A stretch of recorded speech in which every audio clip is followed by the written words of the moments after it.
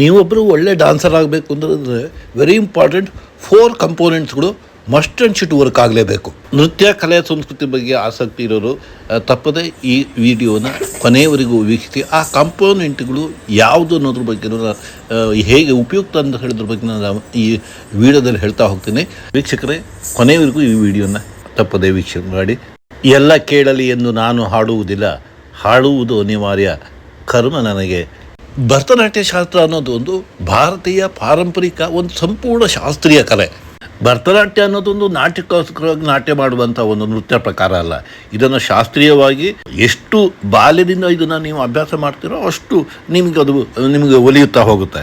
ಭರತನಾಟ್ಯ ಅತ್ಯಂತ ಸಣ್ಣ ಮಕ್ಕಳನ್ನು ಬೇರೆ ಬೇರೆ ಕಾರಣಗಳಿಂದಾಗಿ ಅದು ಸನ್ನತ ಆಕರ್ಷಣೆ ಒಳಪಡಿಸಿಕೊಳ್ಳುತ್ತೆ. ಅದು ಸಂಗೀತ ಇರ್ಬೋದು, ಅಥವಾ ಅದು ಕಾಸ್ಟ್ಯೂಮ್ ಇರ್ಬೋದು, ಅಲಂಕಾರ ಇರ್ಬೋದು, ಮೇಕಪ್ ಇರ್ಬೋದು, ಅಥವಾ ಬೇರೆ ಬೇರೆ ರೀತಿಯಲ್ಲಿ ಅದು ಒಂದು ಆಕರ್ಷಕ ನೃತ್ಯ ಶಾಸ್ತ್ರ.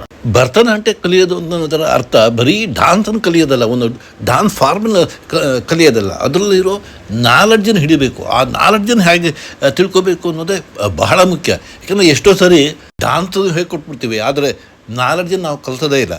ಅಭ್ಯಾಸಾನುಗತ ವಿದ್ಯೆ ಬುದ್ಧಿ ಕರ್ಮಾನುಸಾರಣೆ ಅಂತ ಸಂಸ್ಕೃತದಲ್ಲಿ ಹೇಳ್ತಾರೆ. ಯಾವ ರೀತಿ ಅಭ್ಯಾಸ ಮಾಡ್ತಿರೋ ಅದರ ವಿದ್ಯೆ ನಿಮಗೆ ಲಭಿಸ್ತಾ ಹೋಗುತ್ತೆ. ಭರತನಾಟ್ಯ ಕಲಿಯಕ್ಕೆ ಬೇಕಾಗುವಂಥದ್ದು ಬಹಳ ಮುಖ್ಯವಾಗಿ ಶ್ರದ್ಧೆ ಮತ್ತು ಶ್ರಮ. ಶ್ರದ್ಧವಾನ್ ಲಭತೆ ಜ್ಞಾನಂ. ಎಲ್ಲಿ ಯಾರಿಗೆ ಆ ಶ್ರದ್ಧೆ ಮತ್ತು ಶ್ರಮ ಇರ್ತದೆಯೋ ಅವರಿಗೆ ಆ ಜ್ಞಾನ ಸಿಗುತ್ತೆ. ಅಂದರೆ ಆ ನಾಟ್ಯ ನೀವು ಒಲಿದೇ ಒಲಿಯುತ್ತೆ. ಆ ಶ್ರದ್ಧೆನೂ ಇಲ್ಲ, ಶ್ರಮನೂ ಇಲ್ಲ. ಬಟ್ ನಾನು ಡಾನ್ಸರ್ ಆಗಬೇಕು ಅಂದರೆ ಬರೀ ಡಾನ್ಸರ್ ಅಷ್ಟೇ ಆಗ್ಬೋದು. ಒಂದು ಡ್ರಿಲ್ ಮಾಡಿದ್ದಕ್ಕೆ ಮ್ಯೂಸಿಕ್ ಕೊಟ್ಟರೆ ಹೆಂಗಿರುತ್ತೋ ಹಾಗಿರುತ್ತೆ. ಕೆಲವೊಂದಷ್ಟು ಮುಟ್ಟಾಳರಿದ್ದಾರೆ, ಇದು ವೈದಿಕ ಪರಂಪರೆ, ಇದು ಬ್ರಾಹ್ಮಣರಿಗೆ, ಇದು ಬ್ರಾಹ್ಮಣರು ಮಾತ್ರ ಕಲಿಯುವಂಥದ್ದು, ಸಂಸ್ಕೃತದಲ್ಲಿದೆ, ಎಲ್ಲ ಶ್ಲೋಕಗಳೆಲ್ಲ ಅದೆಲ್ಲ ಏನು. ಇದೊಂದು ಜ್ಞಾನ, ಇದೊಂದು ಕಲೆ, ಇದೊಂದು ಸಂಸ್ಕೃತಿ. ಇದಕ್ಕೆ ಜಾತಿ ಧರ್ಮ ಅನ್ನುವ ಯಾವ ಮಿತಿಯೂ ಇಲ್ಲ. ಕಲಿಬೇಕು ಅನ್ನುವ ಹಂಬಲ ಮತ್ತು ಆಸಕ್ತಿ, ಶ್ರಮ ಅಷ್ಟೇ ಇಂಪಾರ್ಟೆಂಟು. ಹಠ, ಶ್ರಮ, ಶ್ರದ್ಧೆ ಇದ್ದಲ್ಲಿ ಆಟೋಮೆಟಿಕ್ಲಿ ನಿಮಗೆ ಆ ಜ್ಞಾನ ನಿಮಗೆ ಲಭಿಸುತ್ತೆ. ಆ ತಂತ್ರಗಾರಿಕೆಯ ಜ್ಞಾನವನ್ನು ನೀವು ಅರ್ಥ ಮಾಡಿಕೊಂಡಾಗ ಆವಾಗಲೇ ನಿಮಗೆ ಒಂದು ಶಾಸ್ತ್ರೀಯ ಸಂಗೀತ ಆಗಲಿ, ಒಂದು ಶಾಸ್ತ್ರೀಯ ನೃತ್ಯ ಪ್ರಕಾರವನ್ನು ನಿಮ್ಗೆ ಅಭ್ಯಾಸ ಮಾಡೋಕ್ಕೆ ಸಾಧ್ಯವಾಗೋದು, ಮತ್ತು ನಿಮಗೆ ಅದು ನಿಮ್ಮ ಕೈಗೆಟುಕಕ್ಕೆ ಸಾಧ್ಯ ಆಗೋದು. ಬಹಳ ಮುಖ್ಯವಾಗಿ ನಮ್ಮಲ್ಲಿರೋ ಆ 4 ಕಂಪೋನೆಂಟ್ಸ್ಗಳನ್ನು ನಾವು ಅರ್ಥ ಮಾಡ್ಕೋಬೇಕು. ಆ 4 ಕಂಪೋನೆಂಟ್ಸ್ಗಳು ನಮ್ಗೆ ಅರ್ಥ ಆಯಿತು ಅಂದರೆ ಆಟೋಮೆಟಿಕ್ಲಿ ನಮಗೆ ಈ ಡಾನ್ಸ್ ಮಾಡೋದು, ಮ್ಯೂಸಿಕ್ ಮಾಡೋದು ಬಹಳ ಸುಲಭವಾಗುತ್ತೆ.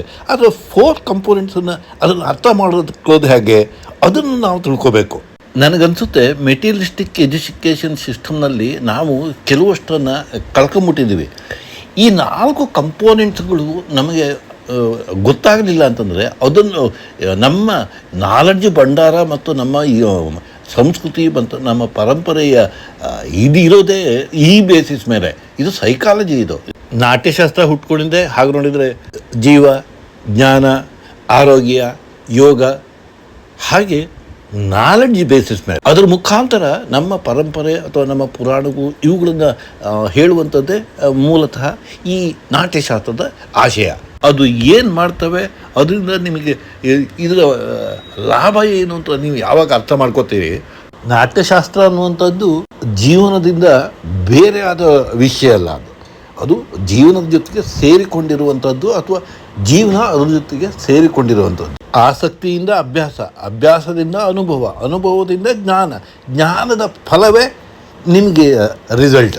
ಇದನ್ನು ನೀವು ಬೇರೆ ಬೇರೆಯಾಗಿ ನೋಡಿದ್ರಿ ಅಂತಂದ್ಬಿಟ್ರೆ ಅದೊಂದು ಸಂಪೂರ್ಣವಾದ ಅನುಭವ ಆಗೋದಿಲ್ಲ, ಮತ್ತು ಆ ಅನುಭೂತಿನೂ ನಿಮಗೆ ಸಿಗಲ್ಲ. ನಾಟ್ಯಶಾಸ್ತ್ರವನ್ನು ನೋಡುವಾಗ, ನಾಟ್ಯವನ್ನು ನೋಡುವಾಗ ನಾವು ಅದರ ಹಿಂದಿರೋ ಸೈಕಾಲಜಿಯನ್ನು ನೋಡಬೇಕು. ಮನೋಬುದ್ಧಿ, ಅಹಂಕಾರ, ಚಿತ್ತ. ನಮಗೆ ನೋಡಿ 2500 ವರ್ಷಗಳ ಹಿಂದೆಯೇ ನಮಗೆ ಈ ಸೈಕಾಲಜಿಯನ್ನು ನಾಟ್ಯಶಾಸ್ತ್ರ ನಮಗೆ ಹೇಳಿಕೊಟ್ಬಿಟ್ಟಿದೆ. ನೀವು ಈ 4 ಕಂಪೋನೆಂಟ್ಸನ್ನು ನೀವು ಅರ್ಥ ಮಾಡ್ಕೊಳ್ಳಿಲ್ಲ ಅಂತಂದರೆ ನೀವು ನಾಟ್ಯಶಾಸ್ತ್ರವನ್ನು ನೀವು ಅರ್ಥ ಮಾಡ್ಕೊಳ್ಳೋದು ಕಷ್ಟ, ನೀವು ಅದರ ಅರ್ಥ ಹೇಳೋದು ಕಷ್ಟ. ವಾಚ್ಯವಾಗಿ, ವರ್ಬಲ್ಲಾಗಿ ಏನೂ ತಯಾರಿ ಹೇಳ್ಬೋದು. ಪ್ರಾಕ್ಟಿಕಲ್ ಆಗಿ ಈ 4 ಕಾಂಪೋನೆಂಟ್ಸ್ಗಳು ಹೇಗೆ ವರ್ಕ್ ಆಗ್ತವೆ, ಅದು ಹೇಗೆ ಔಟ್ಪುಟ್ ಹೇಗೆ ಬರುತ್ತೆ, ಹೇಗೆ ನಟರಾಗಲಿ, ನಟಿಯರಾಗಲಿ, ಡಾನ್ಸರ್ಸ್ ಆಗಲಿ ಯಾರಾದರೂ ಹೇಗೆ ಸಾಧ್ಯ ಅದನ್ನು ನೀವು ಆಳವಾಗಿ ಅರ್ಥ ಮಾಡ್ಕೊಳ್ಳಿಲ್ಲ ಅಂದರೆ ನೀವು ಜಸ್ಟು ಏನಾಗುತ್ತೆ, ಪಪೆಟ್ಗಳು ಅದು ಕ್ಲಾಸಿಕಲ್ ಮ್ಯೂಸಿಕ್ ಹಾಕಿ ಅವರಿಗೂ ಡಾನ್ಸ್ ಮಾಡೋದು ಅದೇ ಲೆವೆಲಲ್ಲಿ ಇರ್ತೀರ ಅಷ್ಟೇ. ಸ್ವಾತಂತ್ರ್ಯ ನಂತರ ನಡೆದ ಬೌದ್ಧಿಕ ಭ್ರಷ್ಟಾಚಾರದಿಂದ ಅನೇಕ ನಾವು ನಾಲೆಡ್ಜ್ಗಳನ್ನು, ಸಂಸ್ಕೃತಿಯನ್ನು, ಕಲ್ಚರನ್ನು ಮತ್ತು ನಮ್ಮ ಆಸಕ್ತಿಗಳನ್ನು ಕಳ್ಕೊಂಡ್ವಿ. ಇದರಿಂದ ಇನ್ನೂ ಮುಕ್ತ ಆಗಿಲ್ಲ ನಾವು.